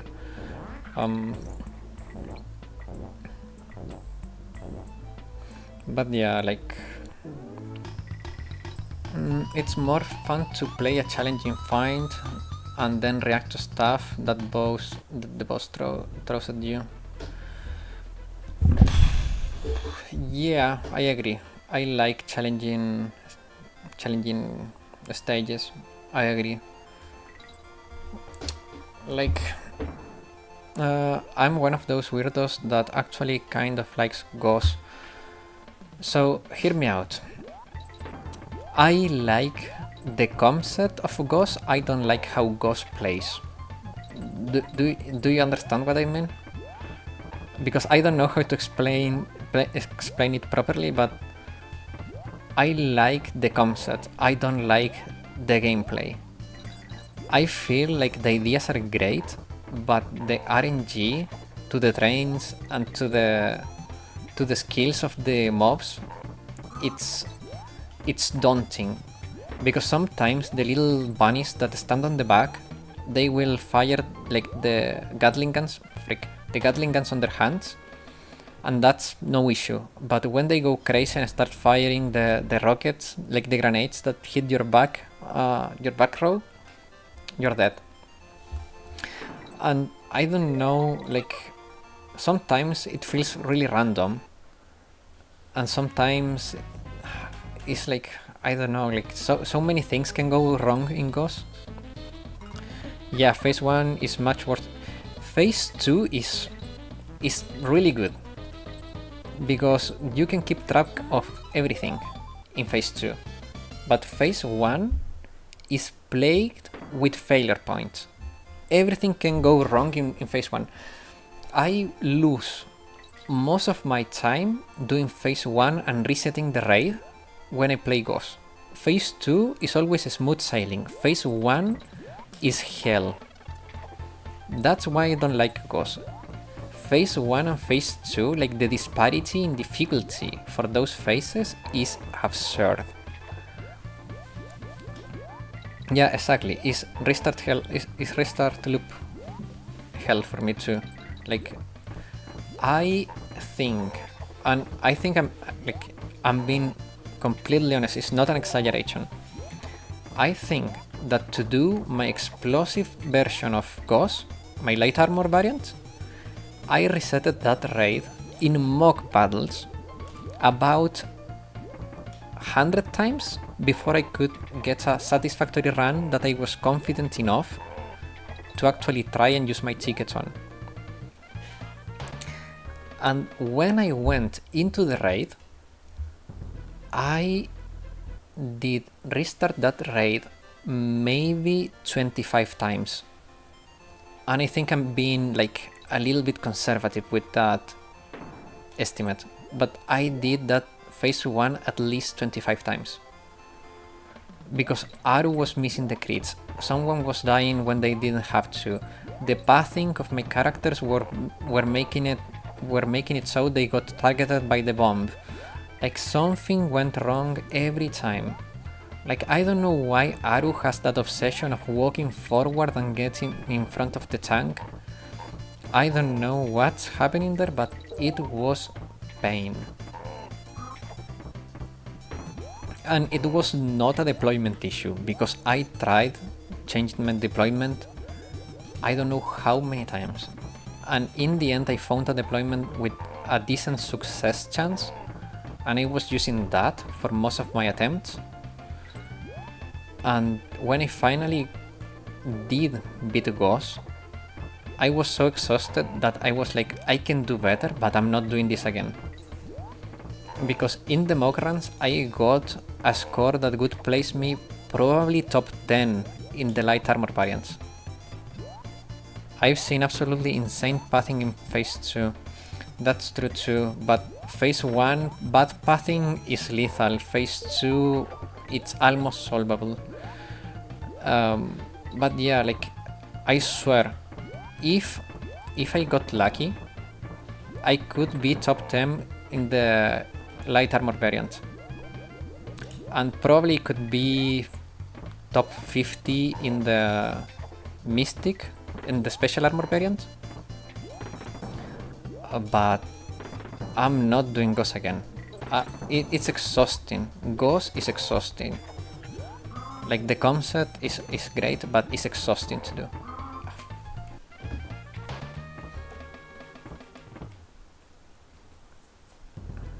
It's like Kaiten. Kaiten is also so exhausting to do. Especially because with Dress Hina, you can do it so fast, but you can fail so much. That is like, okay, like, this is annoying. Hieronymus, for example, is an easy raid. And I think the fight itself is not bad. Loving the Kaiten shield at the start of phase 2. The train pushed you too far in phase 1, then reposition is hard. That's true too, sometimes your characters even walk outside of the range of your reposition. And sometimes you cannot even save your characters, or sometimes you are too deep into the lane and you cannot reposition far away enough. Like, you must cycle the skills very fast. But sometimes it's like there is no amount of speed you can do to save you because you are too far, like you are too deep into the rails.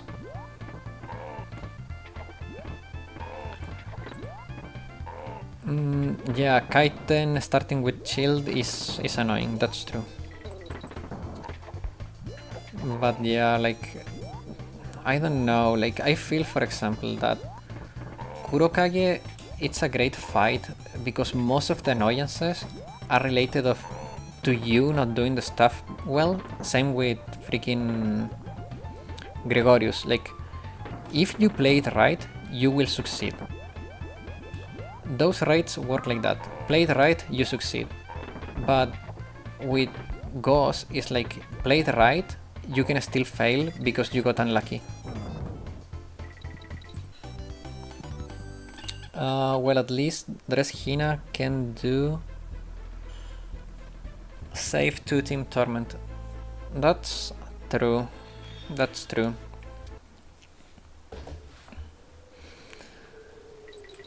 But I don't know, guys, like, I feel like in general, like, don't get me wrong, I may sound a little bit like negative.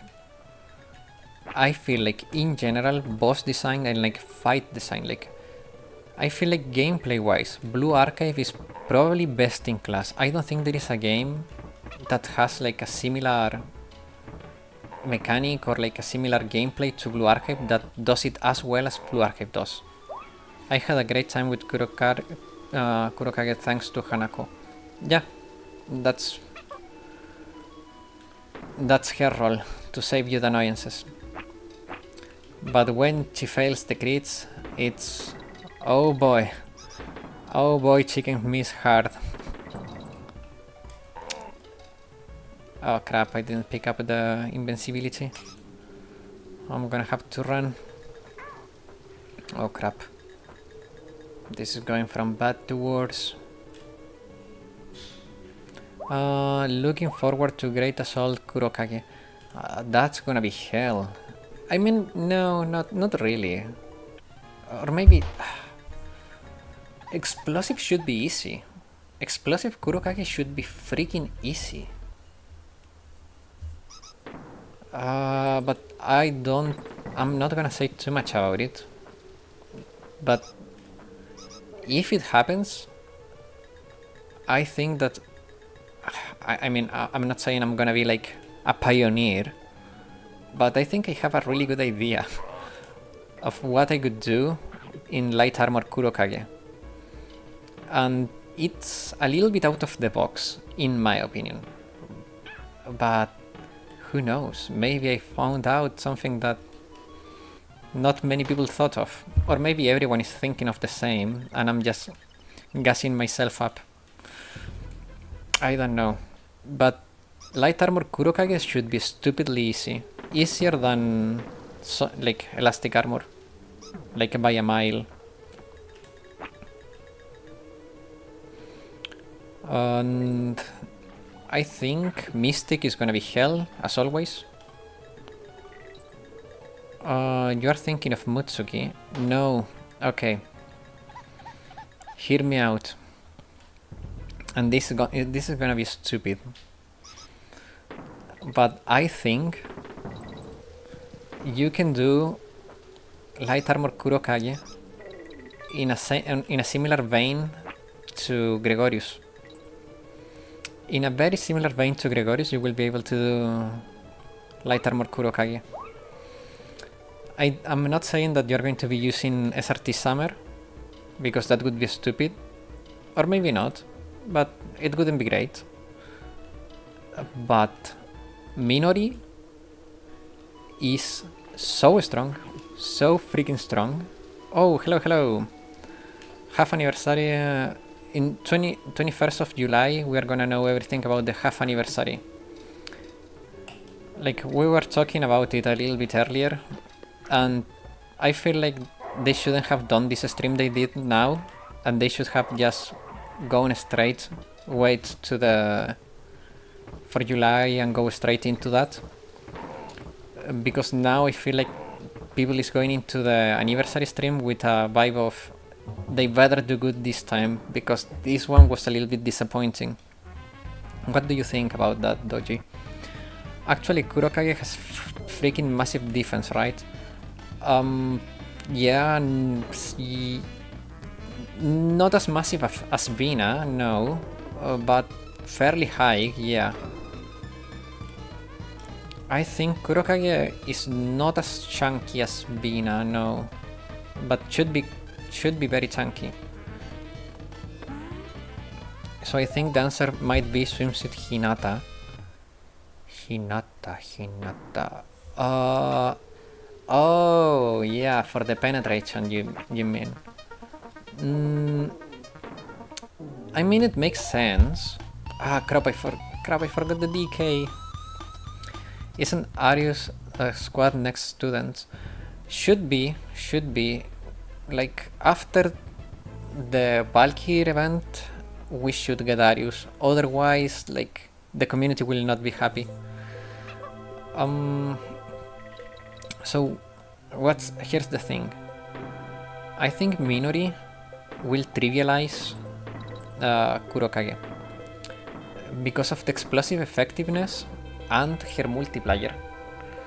Like, you can deal so much damage, and if you use Nagisa to debuff the defense, which is, I don't remember exactly how big the defense debuff on Nagisa is, but I feel like it should be easier than Elastic. Actually, Kurokage has more defense than Bina.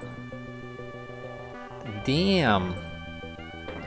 It didn't feel like that to me, but if you say so, I trust you. Like, I've seen you in the ladder. I know you know what you're talking about.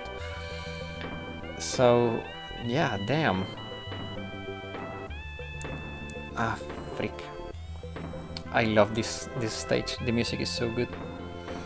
I get distracted so easily. I'm sorry.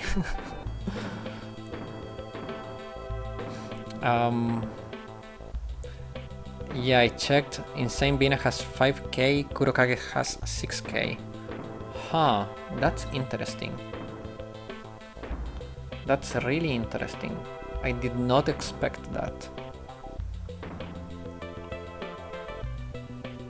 And yeah, BGM is so good.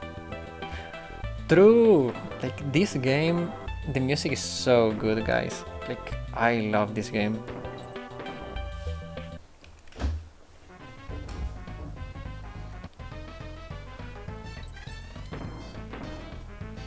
But yeah, like, I feel like Kurokage light armor is gonna be relatively easy. I feel though that Mystic is gonna be pain. Like, so much pain. Because I don't know if you can do like a Hinata strat for that. Maybe you can. But I don't know. I'm already feeling the pain. Ah, crap. No, I was right. Oh, I got it. David Wise is making the NES sing. True. And we are out. Perfect. Next song. I know I'm making this look not that hard, but this stage is not easy. So, even though I'm choking like a lot, but I know this game a lot, so when I play well, like, it looks easier than it is, and when I play bad, it looks harder than it is.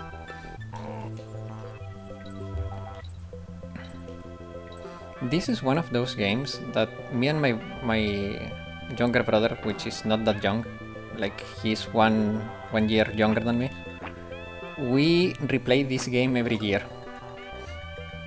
This game is so good.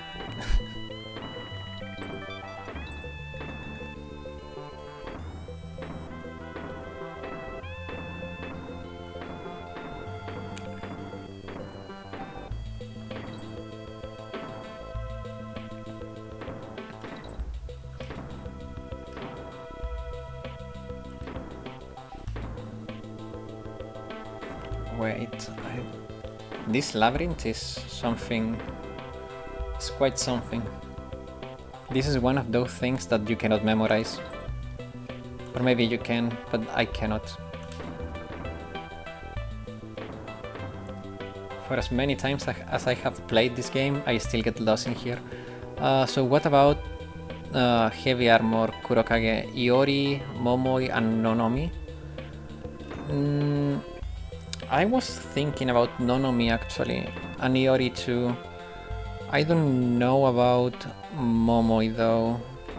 Wait, Momoi. Momoi. Yeah, actually Momoi could make sense. Oh, I know where I have to go now. Yeah, the gamer. Yeah, like, yeah, she could make sense. I remember I had this on one of my Game Boys when I was younger. Never beat it. Really, this is such a good game. The original one was on the Super Nintendo, and yeah, there was a Game Boy version that is a little bit more modern than this one, but I don't know, like the Super Nintendo one has a special place in my heart. I forgot to time that jump.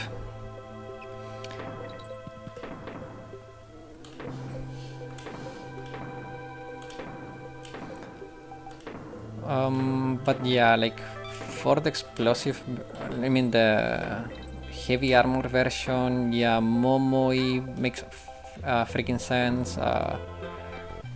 Who else could make sense? I don't know, like that's gonna be a hard one.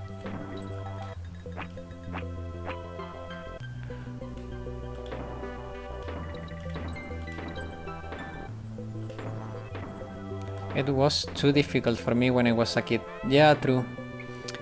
Was there any major changes in the live? I missed it all. Could be a pair of Momoi with Midori for burn and poison damage.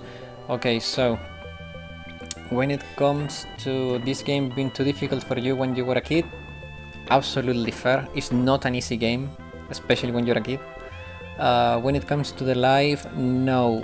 They optimized the filters in the Momotalk and they will optimize the filters on the students' searches, but nothing major announced. And then, crap, I forgot to time that again. But yeah, like, we get swimsuit for the Valkyrie girls, I think. That's the only, like, big announcement. And how big that is depends on you. For me, it's fine, but I'm a little bit disappointed. But at the same time, I'm expecting July to be great. Momoi dies easily.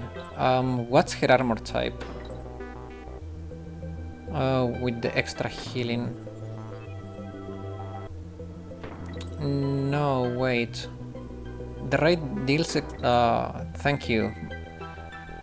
No, don't worry. Like it's. I made a summary video too. It was an underwhelming stream for me, to be honest. I felt a little bit underwhelmed by the live stream on the J. Like the live stream was a little bit underwhelming. I thought it would be better for them to not do it at all, in my opinion, but everyone. Wait. What? Momoi light? Yeah. No, Momoi should take neutral damage, so she's fine. Crap, I keep. I don't know. It's hard to know. I think Yori should do great. But yeah, like it's hard to know. Like for me, explosive looks like clear, as clear as it gets. But the other two look a little bit iffy. The thing is that I feel like AoE wise, explosive damage is like really stacked. But when it comes to AoE damage for the other two damage classes, it feels like they are lacking. Maybe Karin for blue. Karin for blue. Oh, you mean Bunny. Bunny version. I'm thinking about a Hinata strat actually. I feel like Hinata could shred freaking Kurokage. But at the same time, Hinata strats are so crit reliant, it's gonna be pain, and I'm already feeling the pain. But you know, sometimes you gotta suffer to get the victory. Okay, this time I'm gonna try timing my jump. Okay, good. Bunny, fuck. Bunny Karin, yes, Hinata as well. I look to the side 1 second and I'm dead. The mystic types are lacking in AoE. I mean, we have the freebies on Summer Koharu and freaking, what's the name? New Year's Junko. They have seen a little bit of use lately. I don't think they are great, but they are decent, and the AoE they do is good enough to hit all the souls. New Year Mutsuki is iffy.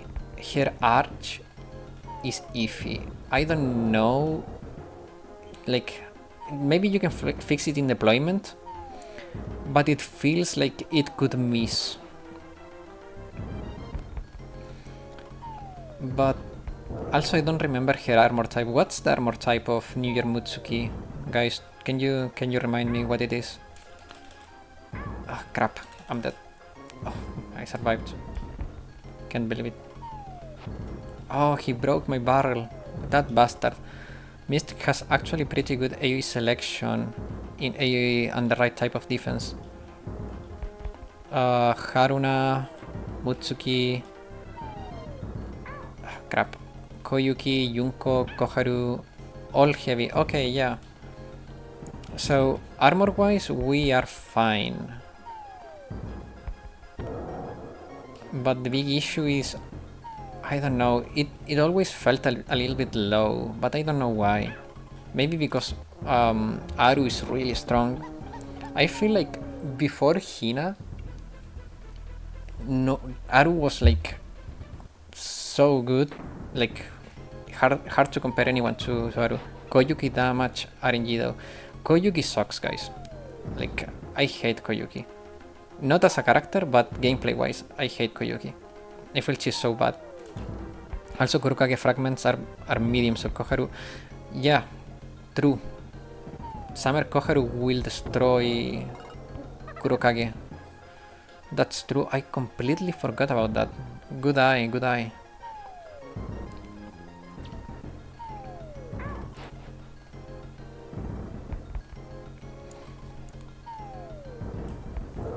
But yeah, like, I don't know, I always struggle with Mystic.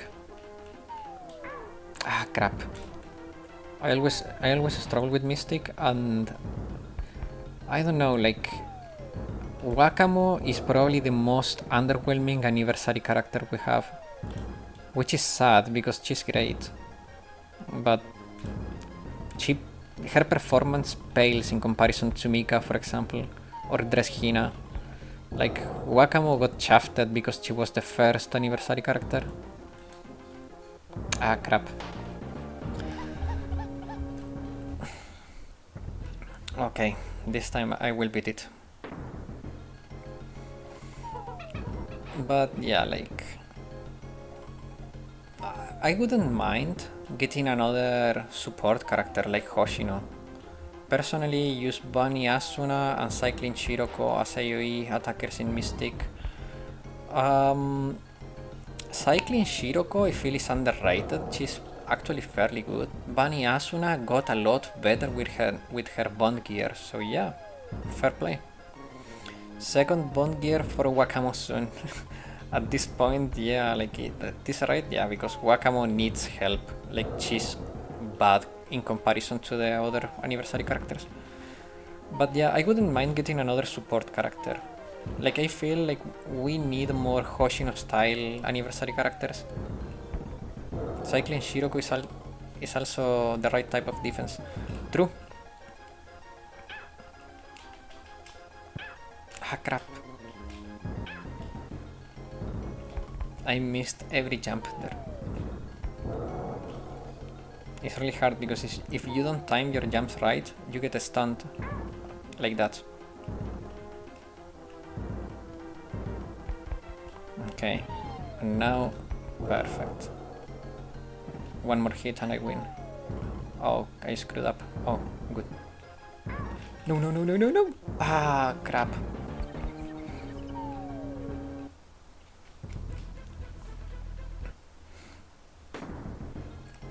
But yeah, like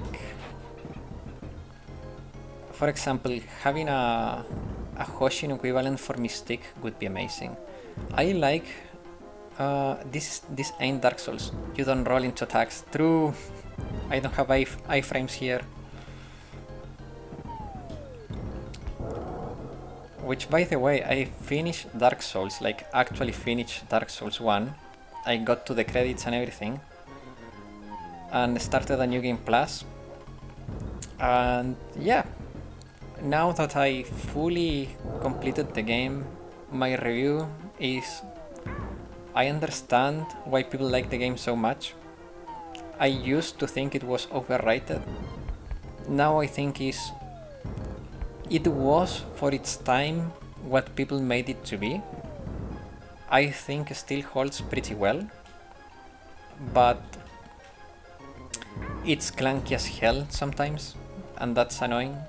But it's a really good game. I enjoyed it a lot. I would love to play Dark Souls 3 and Elden Ring. I saw some videos of Dark Souls 2 and I don't want to play that game. Hitboxes are horrible, and there are some changes that I didn't like from what I saw.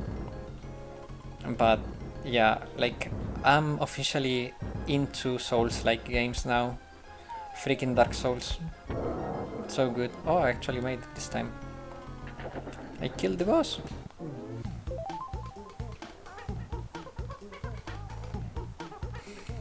Woo! Victory.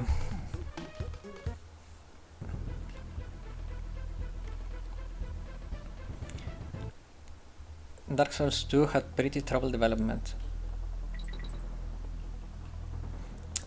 I don't know. I don't know the details. But what I know is that I looked at it and I was like, I don't want to play this. It looks like a pain. These stages are so annoying because you have to climb here like the honey. We're in a beehive now,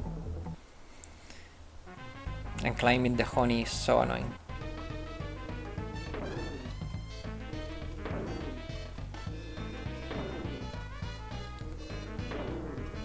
Which is funny because as I complain about the honey, I actually made a good series of jumps and climbed it easily.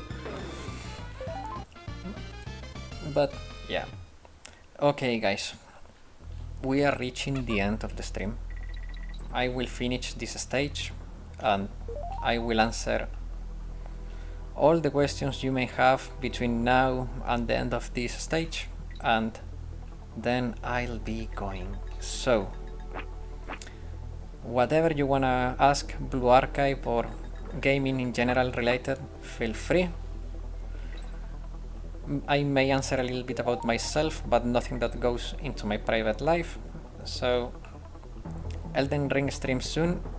I don't have it though. I cannot afford it. I'm broke. I'm trying to get a job and hopefully next week something good will happen. But as long as I cannot afford it, no. Sadly, no. But I would love to stream Elden Ring. I would love to.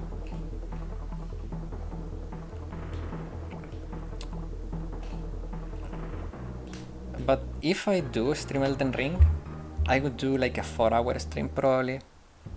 I think that is the kind of game that you cannot do only 2 hours of. For a continuity thing. So if I get Elden Ring, guys, keep in mind it's gonna be a longer stream. I don't know how well I will hold for 4 hours.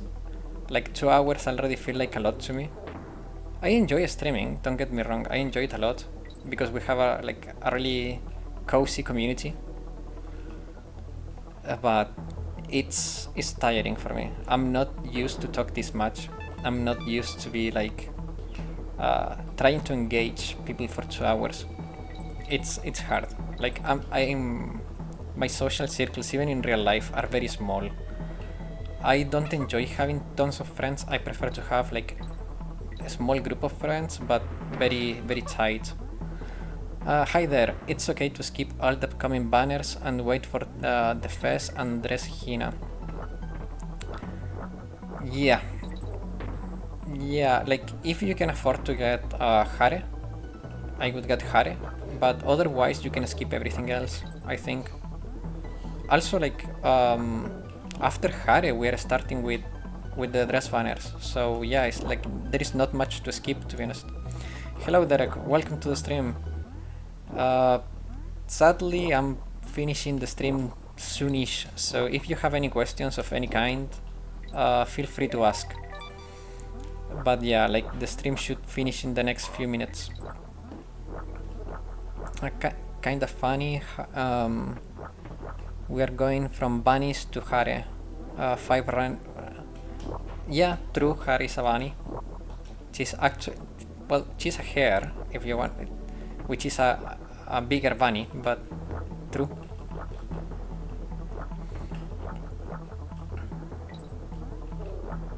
Talking about bunnies, I'm still surprised about how popular Bunny Toki remains. I think Bunny Toki is like the bunny alt that has held her popularity the best. And I don't know if that's just me, but I feel like, yeah, she's like the most popular bunny. There is Dress Hina and other banners. We have time to save Pyroxene. Yeah, like,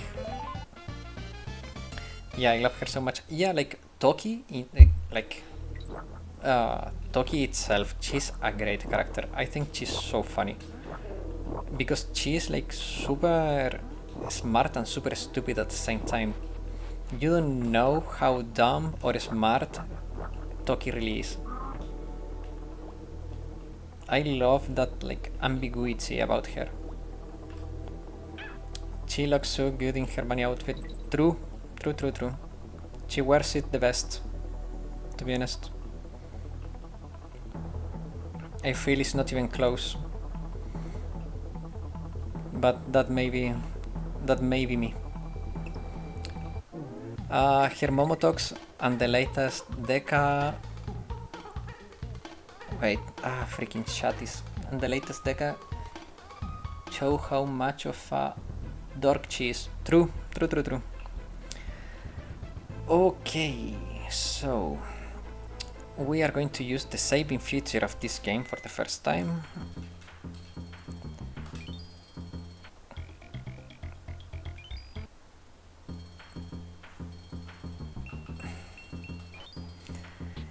And now, guys, the stream is coming to an end. So, to recap before I leave, some JP Summer stream was a little bit disappointing, but Kana looks great. The design of the characters in general, amazing. I feel like they are going to be also fun to play. For now, I don't think they will be a must. They are not limited, so I will probably skip. I like the improvements on the filters for the Momotogs and the character searches, but yeah, I felt a little bit underwhelmed.